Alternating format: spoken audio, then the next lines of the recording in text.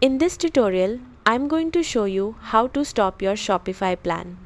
Whether you're closing your store, taking a break, or switching to another platform, Shopify makes it simple to cancel or pause your subscription.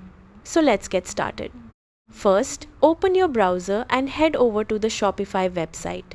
Log into your Shopify account using your email address and password. Once you're inside your Shopify admin dashboard, look toward the lower left corner and click on Settings. Inside the Settings menu, select Plan. This section contains your current Shopify subscription details, billing information, and available plan options.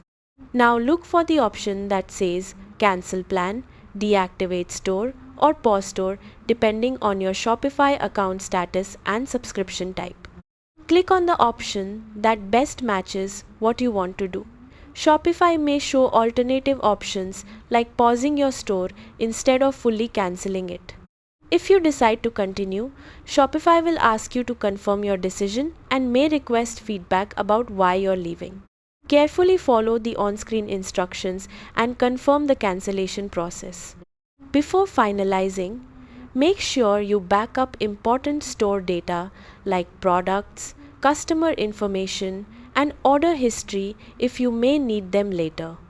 It's also a good idea to review any active apps or third-party subscriptions connected to your store to avoid unexpected charges after cancellation. Once completed, Shopify will send a confirmation email verifying that your plan has been stopped or your store has been deactivated. And that's it. You've successfully stopped your Shopify plan. Thanks for watching.